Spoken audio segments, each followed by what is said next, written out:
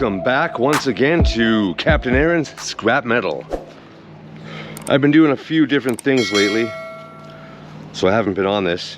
But I got this pile of BX that I need to start taking care of because, well, I'm broke. So let's do some up. We'll save this for a bit. This is heavy duty stuff. I think I should warm up first before twisting this apart. It's a nice piece though. Got that off a pole that came down during the flood, washed up against the side of a road. Don't know where it came from, but that chunk was stuck to it, so I cut it off. Now it's mine. Get you up to speed on the technique. The technique I am about to describe, it comes from thousands of years ago. But I personally think electricity was rediscovered, and they put some hokey story to it and called it Ben Franklin. I think we've all heard the story of Ben Franklin, who decided to discover electricity one day. So he flew a kite up into the air during a thunderstorm and tied a key partially up the string, but he used conductive string from the kite to the key and non-conductive string from him to the key. And that begs the obvious question, how did he know what was conductive and what was not conductive to protect himself from the lightning? And then the rest of the story goes, he pulled the kite down, and when he reached for the key, a buildup of charge in the upper section of line jumped and sparked his hand. I'm dubious about stories like that because the very so-called facts themselves dictate that Ben Franklin had a prior understanding of the behavior of electricity. That's why I have questions. Don't you have questions sometimes? Or do you just blindly accept what the masses perpetrate into your eyes and ears through that flat screen on your wall called the television? You know, this is the kind of stuff that doesn't get me promoted by the YouTube algorithm. But anyway, here we are. We've got the BX. So take a nice length of it, like 2 feet or so, or 60 centimeters, and bend it over and bust it right there, and give it a twist. Yoink! And what that'll do is expose that little tab right there, that wrap, which you then cut, and then, oh, there we go. That's aluminum wrap, so we'll be saving that as well.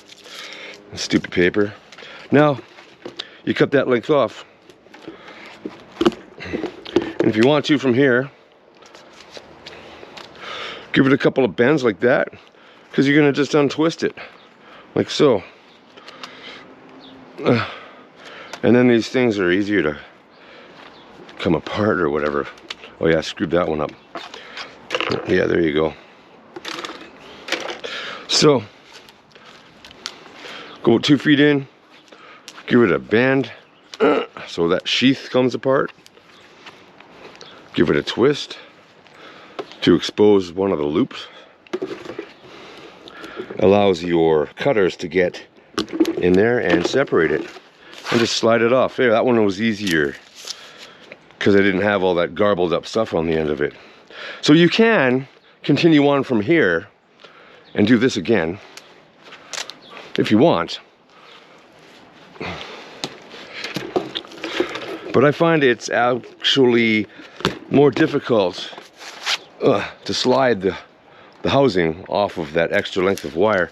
This one might just slide out this way now. Yeah, I think so. Let's try that. Ugh. The more length you allow these to be though, the more friction there is on the wire spiral. So even if you gave it a twist inwards, that's technically gonna loosen those wraps off, and you'll have an easier time.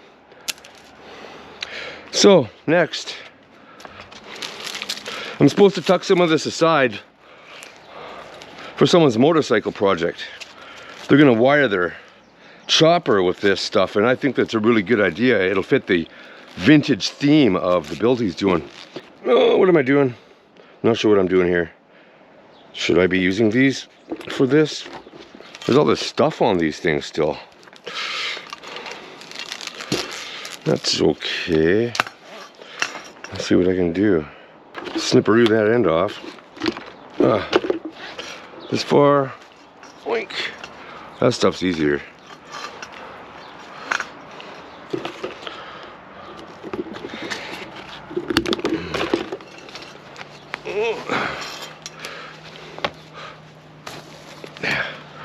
Yeah, doesn't seem to be very sunshine and roses, but hey, guess what?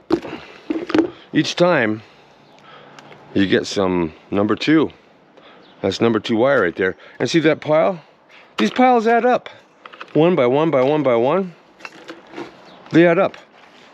And for me, that's where the monetary value comes in. But primarily, I get this therapeutic value from doing this. Before I know it, hours have gone by. My hands are sore. My brain is sore. And it's a great way to stay in shape. And it's also fun.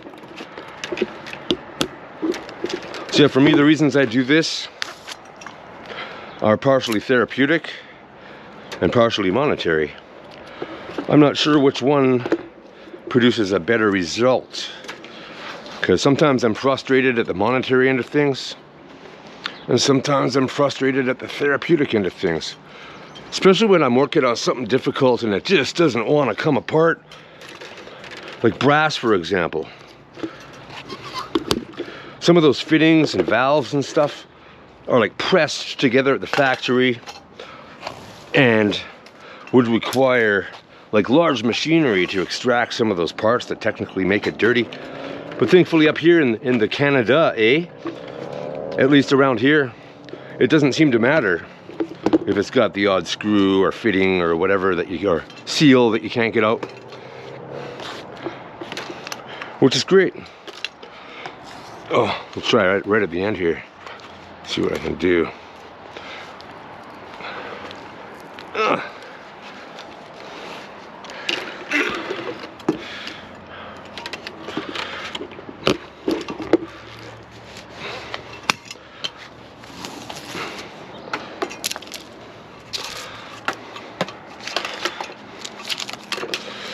Then I'll come back later and fiddle with the junction boxes, etc.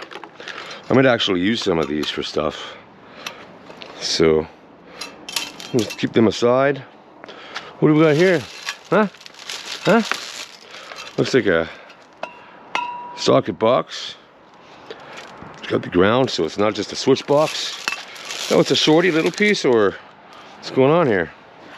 Get that little loop up, that loop right there. That's the secret. I've seen people unravel the stuff. I mean, I've done it myself. You put it in the vise and then you get a good pull on it and it starts going like a helicopter wing. Ugh. There we go. Have to go back in and remove these paper things where you can, because that would qualify it as not clean aluminum. Now it's clean aluminum. There we go. That's rewarding right there. I mean, even this though, it's maybe a quarter pound QP gone. So that will add up eventually. That means there's about 20 cents worth of aluminum there. Let's finish this up and call it a video, because I'm quite certain you guys don't want to see me go through that. But I will next time produce some highlights of said adventure. Oh, and there's Sissy Kitty. Sorry, what was I talking about? Oh look, a squirrel. So I'm Captain Aaron, thanks for hanging out. Hopefully you learned something. Ugh. Oh, I always do, like how something can go wrong and be more frustrating than it's supposed to be. Love that. Oh, look what's happened to this one. Great, on my sign-off chunk, it has to go and do something like this, huh? That's great. Super awesome. Any suggestions on this? Leave it down in the comments. We'll see you next time. Thanks for watching.